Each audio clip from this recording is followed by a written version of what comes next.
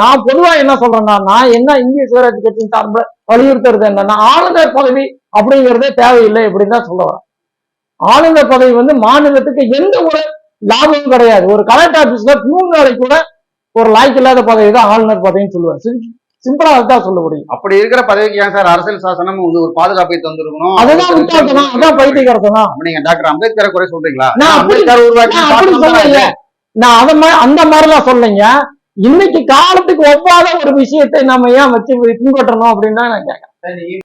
அடிப்படையில் ஒரு press meet எடுத்துட்டோம், ஒரு பொதுவான விஷயத்தை பேசிட்டோம், ஒரு ஆர்ப்பாட்டம், ஒரு கண்டனம், ஒரு ஊர்வலம், ஒரு போராணி, ஒரு போராட்டம் அப்படிங்கிறது முதல்ல அவர் வந்து அந்த பொது வாழ்க்கைக்கு முதல்ல வரட்டும். 4 சோற்றுக்குள்ள உட்கார்ந்து அவர் பேசுறது இன்னும் வேலைக்காவது. கார்பரேட் அரசியல் தான் அவர் வந்து முன்னெடுக்கிறார்.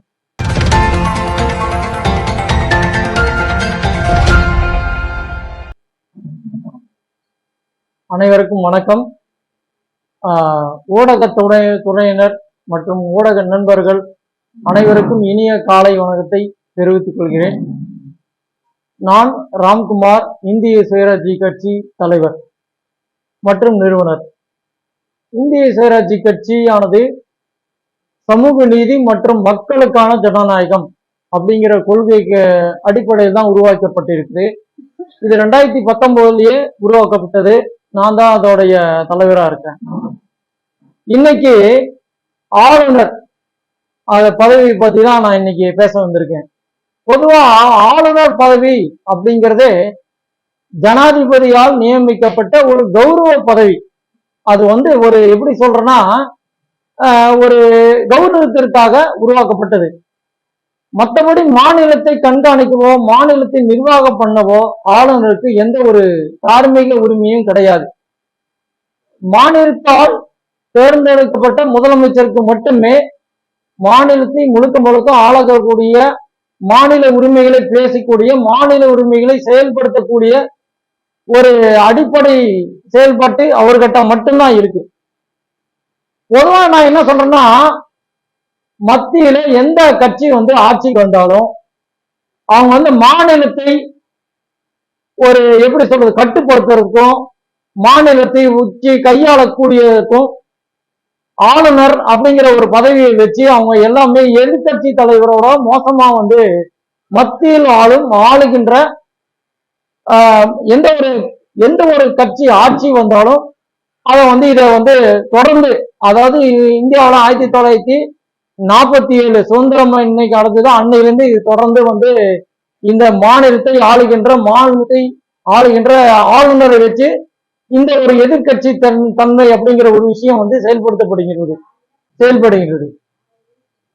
எனவே ஆளுநர் பதவி என்பது மாநிலத்திற்கு எதிரான ஒரு பதவின்னு நான் சொல்ல வரேன். என்னன்னா, மாநிலத்திற்கு ஒத்திசைவாகவும் துணையாகவும் ஒரு எப்படி சொல்றது நிர்வாகத்திற்கு உதவியாகவும் இருக்க வேண்டிய ஆளுநர் மாநிலத்திற்கு பெரும் தலைவிலியாக இருக்கின்றார்.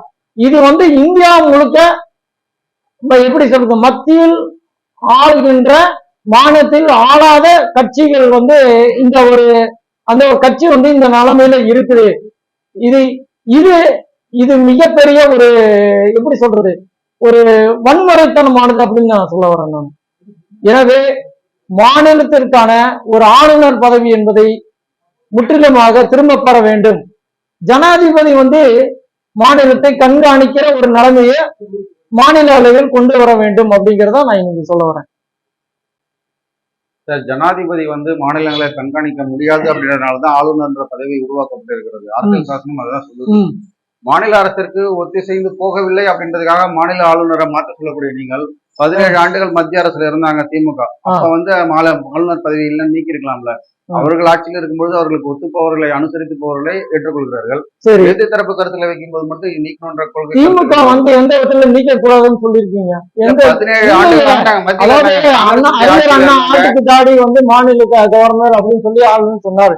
இல்லையா? திமுக எதுகை முனை பேசுறதுல திமுக எந்த இதுலயும் தவறு இல்லை சார். சரி. மக்களை திசை திருப்புதல் நல்லா பேசுவாங்க. சரி, மாநில சுயாட்சி தீர்மானத்தை சட்டமன்றத்தில் நிறைவேற்றக்கூடிய முதல்வர் அவர்கள் ஆ. 17 ஆண்டுகள் ஆட்சியில இருக்கும்போது சுயாட்சி தீர்மானம் கொண்டு வந்திருக்கலாம். கல்வி பொதுப்பட்டியல இருந்து மாநில பட்டியல கொண்டு வந்திருக்கலாம். இதெல்லாம் செய்யாம மக்களை ஏமாற்றும் அரசியல் போக்காதான திமுக செயல்படுது. கல்வியை பொதுப்பட்டியல வந்து திமுக கொண்டாடுறதுன்னு எப்படி சொல்றீங்க? அதெல்லாம் எப்பயோ கொண்டாந்துட்டாங்களே. எங்க சார் கொண்டு வந்திருந்தா எப்படி சார் இவங்க வந்து மத்திய அரசு சரி, ரைட். இப்ப கொண்டாந்தாங்க இல்லையா? இப்பயே செய்யலாம் இல்லையா மத்திய அரசு?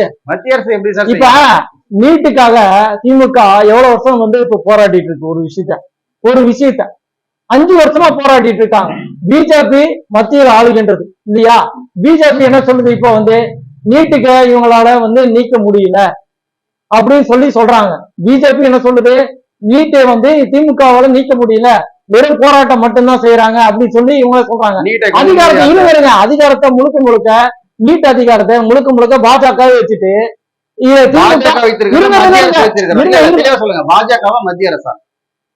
பாஜக தலைமையில இருக்கின்ற மத்திய அரசு அந்த நீட்டை கொண்டு வந்தது காங்கிரஸ்.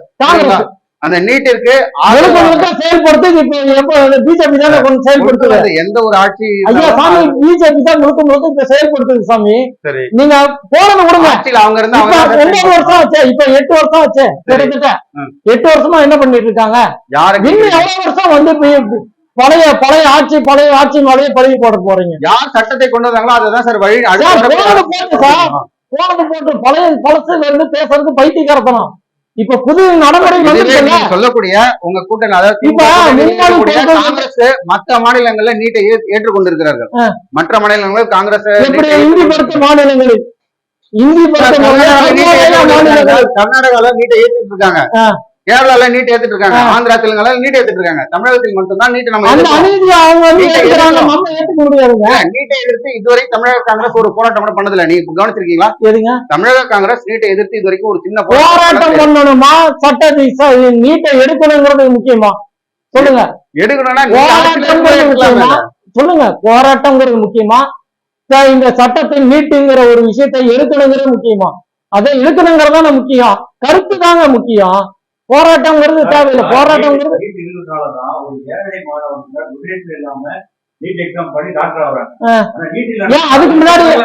அதுக்கு முன்னாடி சேர்க்க இல்லையா? அதுக்கு முன்னாடி நீங்க சொல்றீங்க அதெல்லாம் கிடையாது. இன்னைக்கு வீட்டுல சேரணும்னா குறைந்தபட்சம் 1.5 லட்சம் அரசு கட்டணம். அரசு கட்டணம் 10 கோடி ரூபாய்கள் கொடுத்து சீட்டை வாங்கியதெல்லாம் இருக்கிறது.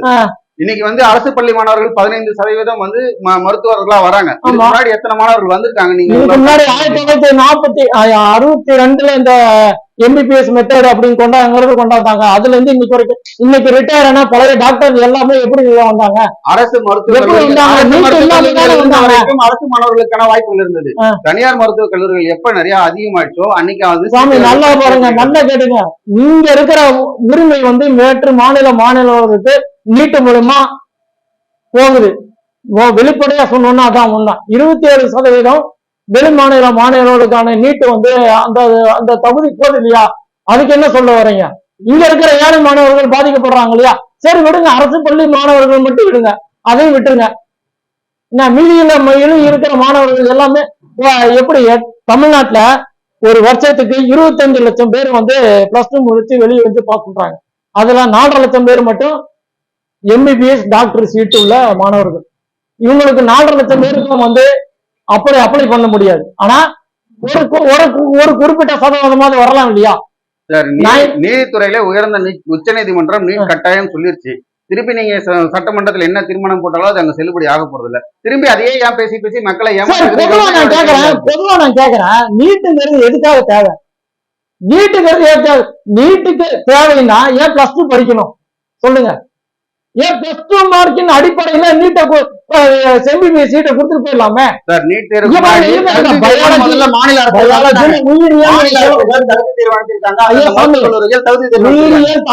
ஒரு சிலபஸ் இருக்குது சரிங்களா? அந்த சிலபஸே போதும். +2ல அடிப்படை பேசிக் கட் ஆஃப் மார்க் வச்சு அதை வச்சே கொடுத்துட போயிடலாமே. நீட்டுங்கிறது எதுக்கு தேவையில்லாத? நீட்டுக்கான அவசியம் காரணம் ஏதாச்சும் ஒண்ணு இருந்தா சொல்லுங்க. அதை உச்ச நீதிமன்றத்துல சொல்லி நீங்க விலக்கு வாங்க வேண்டியதானே? ஏன் வாங்க முடியல? நான் இப்பதான் வந்திருக்கேன். நான் கண்டிப்பா போராடுவேன். நீட்டை எடுத்து கண்டிப்பா நான் போராடுவேன். நிச்சயமா நான் போராடுவேன்.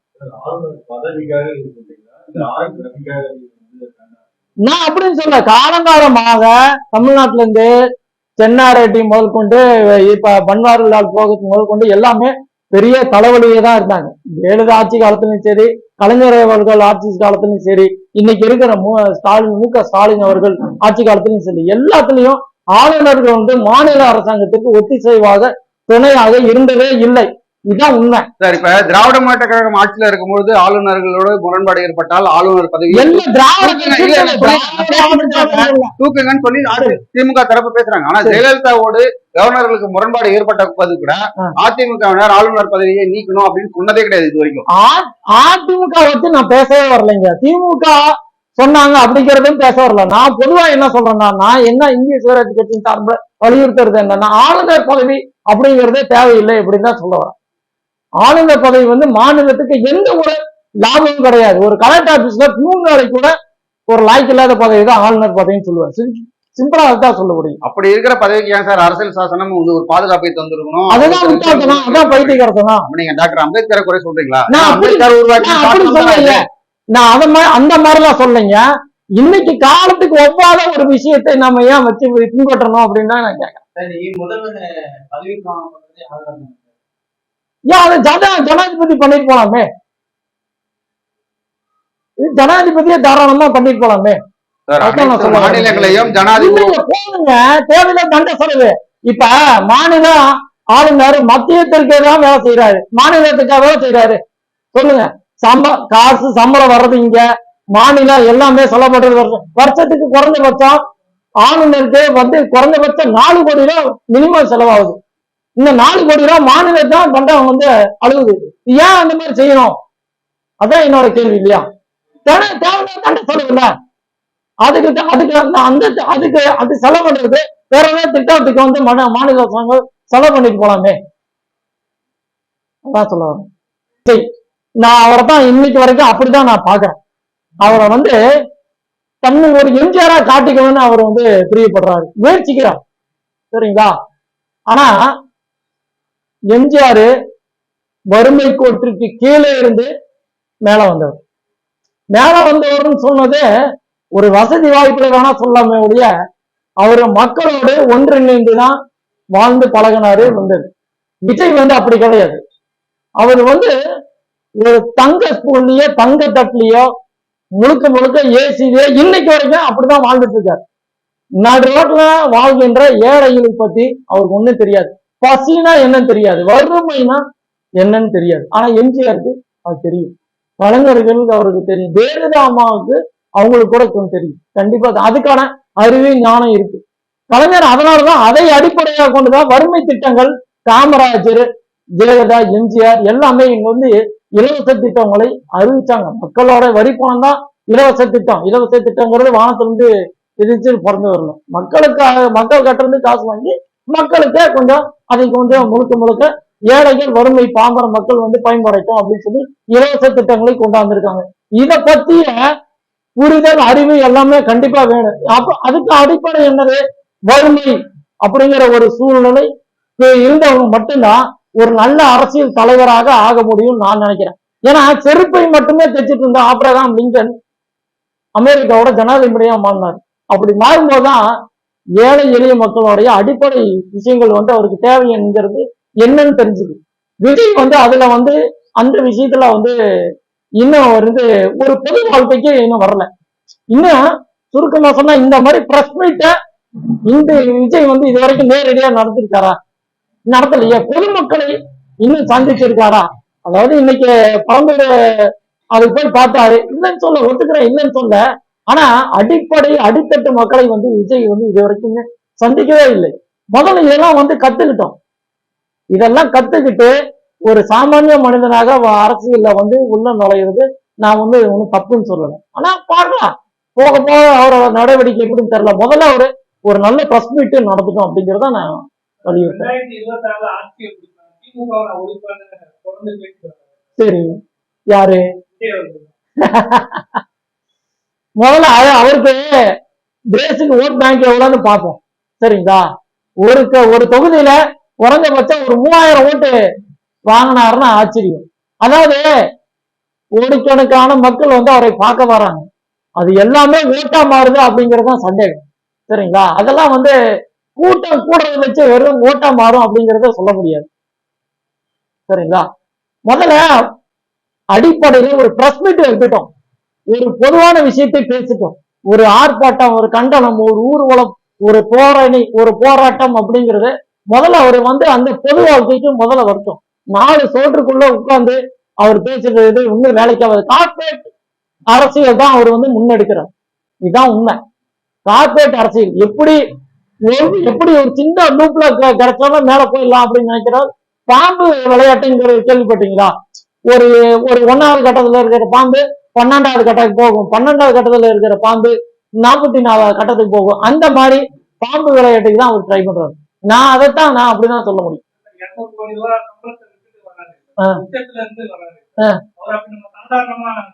அது எப்படி தியாகம் ஆகும்? 200 கோடி ரூபாய் சம்பளம் விட்டுட்டு வர்றாருன்னா அது எப்படி தியாகம் ஆகும்? சரி, அந்த 200 கோடி ரூபாய் யார் பணம்? மக்கள் என்ன உழைக்கிற பணம்? என்ன உட்காந்து பயிர்ல கடன்னு உட்காந்து களை எடுத்தாரா, இல்ல கூலி வேலை செஞ்சாரா, இல்ல என்ன வேலை செஞ்சாரு? பஞ்சர கடையில உட்காந்து பஞ்சரை ஓட்டின வேலையை செஞ்சாரா? 200 கோடி தான் யார் காசுங்க? எல்லாமே மக்கள் பணம் தானே. மக்கள் பணத்தை வாங்கி இன்னைக்கு அவர் அனுபவிக்கிறாரு, அவர் செலவு பண்றாரு. இதுதான் உண்மை. மற்றபடி அவர் வந்து தானா உட்கார்ந்து தானா எந்திரிச்சு தானா சுய சம்பாத்தியம் எல்லாம் பண்ணல. முழுக்க முழுக்க மக்கள் காசு. சார், அவருடைய திறமைக்காக தானே அந்த தொகையை மக்கள் தருகிறாரு. ஏன்னா ரோட்ல போற ஒருத்தனுக்கு வந்து 200 கோடி ரூபாய் யாரும் தரப்போறது இல்ல. அவருடைய திறமையை மதித்து மக்கள் அவருக்கு ஒரு மரியாதை கொடுக்குறாங்க. அவரோட மார்க்கெட் வேல்யூ அவ்வளவுதான் சொல்ல முடியும். அதை நம்ம கொச்சைப்படுத்த முடியாது இல்லையா? திறமை ஆட்கள் எல்லாருமே இருக்கிறாங்க. யாருங்க திறமை இல்லாத ஆட்கள்? வெற்றி பெறுபவர்கள் யாரு? இப்ப நீங்க வந்து என்ன பேட்டி கேட்டீங்க, நீங்க திறமை இல்லாத ஆள் சொல்ல முடியுமா? எப்படி சொல்ல முடியும்? அப்படின்ட்டு இல்ல, ஒவ்வொருத்தர் அவருக்கு வாய்ச்சது அப்படி வாய்ச்சிருக்கு, அவ்வளவுதான் விஷயமே ஒழிய திறமையற்றவர்கள் யாரையும் சொல்லாது. சார், இப்ப அவருடைய அரசியல் செயல்பாடுகள் குறித்து கருத்து சொல்லுங்க, அது வந்து தவறு கிடையாது. ஆனா அவருடைய வருமானத்தை குறித்து நீங்க கருத்து அவர் சொன்னார் பாத்தீங்கன்னா 200 கோடி ரூபாய் சொன்னார்ல, அது மக்கள் பணம் சொன்ன, அவ்வளவுதான், வேற எதுவும் தப்பா சொல்லலையே. முன்னாள் பாஜக தலைவர் அண்ணாமலை வந்து இப்போ தேசியத்துல இருந்து அதோட தகுதி பாத்தீங்கன்னா 35 பேசுவாங்க. பாஜக தலைவர் அண்ணாமலை வந்து 40 வயது. பாஜக பொறுத்தவரை அவருக்கு இந்த பதவி தரத்தில் ஏமாற்றப்படுமா இல்ல அவருக்காக வயது கணக்கப்படுமா? உங்களோட கருத்து 0.1% இருக்கும்போது வேல்முருகன் வந்து பாஜக விட்டு போகும்போது 0.1% பாஜகவோட வாக்கு வங்கி இருந்தது. இன்னைக்கு பாஜகவோட வாக்கு வங்கி 8% 13% மாறி கிட்டத்தட்ட. இது அண்ணாமலையினால் மட்டும்தான் நடந்தது.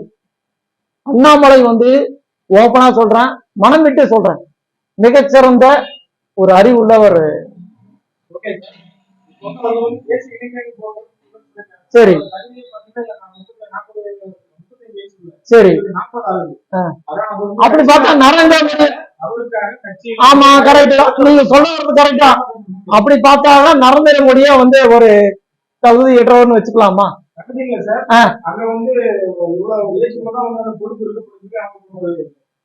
அதாவது அவங்களோட கட்சி விதிப்படி அவங்க நடத்துறாங்க. அதாவது கட்சி விதி வந்து தனக்கு தகுந்த மாதிரி தவிர்த்து கொள்ளலாம், ஒன்றும் தப்பு இல்லை. அது வந்து ஒரு சட்டம் கிடையாது.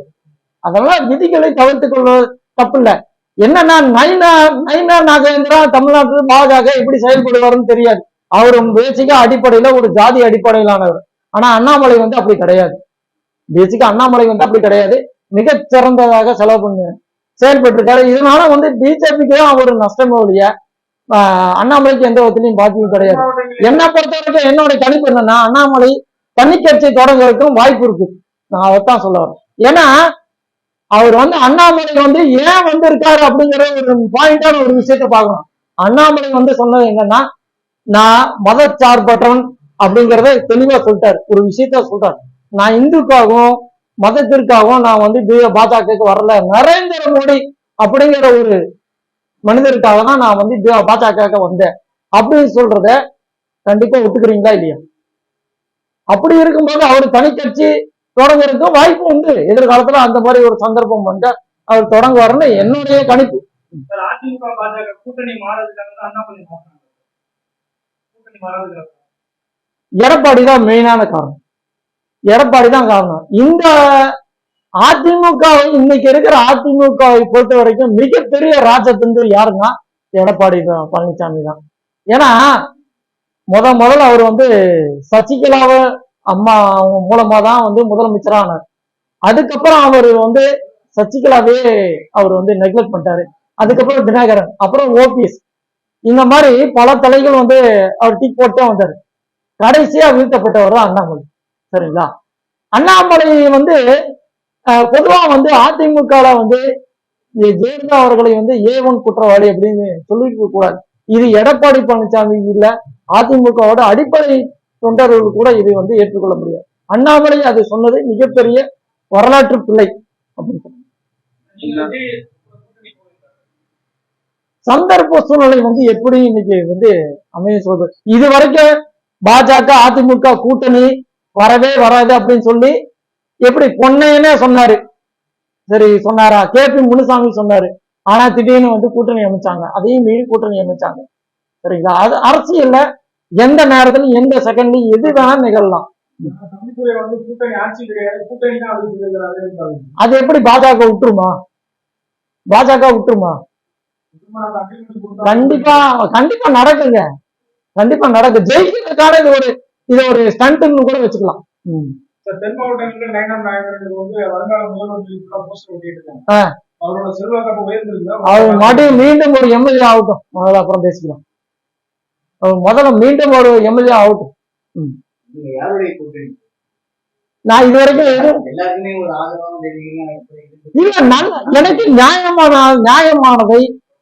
எனக்கு நியாயமானதை நான் பேசுறேன். அவ்வளவுதான் விஷயம். நல்லதுன்னு சொல்லவே இல்லை.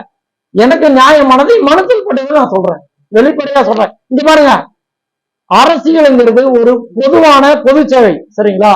அதை வந்து நல்லதை ஆதரிக்கணும், கெட்டதை கண்டிப்பாக எதிர்க்கணும். இதுதான் அரசியல். அரசியல் பொது சேவை, மக்கள் களத்தில் செயல்படணும்ன்றீங்க. ஆமா. ஆனா நீங்க வந்து எப்பயாவது ஒரு செய்தியாளர் சந்திப்பு தான் எங்களே சந்திக்க முடியுது. மக்கள் களத்துல எப்ப உங்களை பார்க்க முடியும்? கண்டிப்பா இனி வரும் காலையில் கண்டிப்பா அது நடக்கும் சாமி. கண்டிப்பா. தேர்தல் அப்படிங்கிறது கிடையாது. தேர்தலுங்கிறது ஒரு மக்களால் அங்கீகரிக்கப்பட்ட ஒரு நடைமுறை. இதுதான் விஷயம். அதுக்கு குறிப்பிட்ட காலம் மட்டும்தான் இருக்கு. முழுக்க முழுக்க 1950 இருந்து இன்னைக்கு வரைக்கும் திமுக தலைவர் கருணாநிதி அவர்கள் முதலமைச்சரா இருக்காரா, இல்ல ஜெயலலிதா முதலமைச்சரா இருக்காங்களா, இல்ல ஸ்டாலின் அவர்கள் தொடர்ந்து முதலமைச்சரா இருக்காங்களா? அதெல்லாம் ஒவ்வொரு காலகட்டம் ஒரு 5 வருஷம் 3 வருஷம் பீரியட், அவ்வளவுதான். அதுக்கப்புறம் டைம் கிடையாது. தலைவர்கள் ஒரு அடையாளத்தோட இருக்காங்க. நீங்க என்ன மாதிரியான அடையாளத்தோட இருக்கீங்க? என்னுடைய அடிப்படை கொள்கை என்னன்னா சமூக நீதி மற்றும் மக்களுக்கான ஜனநாயகம். இந்தியாவுடைய அதிகாரம், இந்தியாவுடைய ஜனநாயக அடிப்படை அமைப்பு எப்படி இருக்குன்னா அதிகாரத்தை அடிப்படையா வச்சுதான் இருக்குது. ஏதாவது நமக்குள்ள ஒரு பிரச்சனை ஏன்னா நம்ம அதிகாரத்துக்கிட்ட தான் போய் நம்ம முறையிடுறோம் இல்லைங்களா? இந்த நிலையை வந்து மாற்றணும் அப்படின்னு நினைக்கிறேன். அதாவது எல்லாருக்கும் எல்லாமும் அப்படின்னு சொல்றத விட எல்லாருக்கும் தேவையான அடிப்படை உரிமை எல்லாருக்கும் கிடைக்கணும் அப்படிங்கறதுதான் என்னோட எண்ணம். நன்றி சார். நன்றி சார். நன்றி. அவர் எப்படி எந்த நோக்கத்தோட வந்தாரோ, தமிழ் தேசியம் அப்படிங்கிற நோக்கத்தோட இருந்தாரோ, அதை இன்னைக்கு வரைக்கும் அவர் வந்து அதையே மையமாக வைத்து செயல்பட்டு கொண்டிருக்கிறார். அதான் நான் சொல்றேன். ஏன்னா சீமான் கிட்ட ஒரு மிகச்சிறந்த ஒரு எப்படி சொல்றது அறிவு அப்படிங்கிற தனித்திறமை இருக்குது. என்னன்னா சீமான் எந்த விஷயத்தை கொடுத்தாலும் நிச்சயமாக தெளிவாக பேசுகின்றார். இலங்கை செய்தி, இந்திய பாராளுமன்றம் சரி, தமிழக அரசும் சரி, எல்லாத்தையும் அவர் வந்து மிக தெளிவாக பேசுகின்றார்.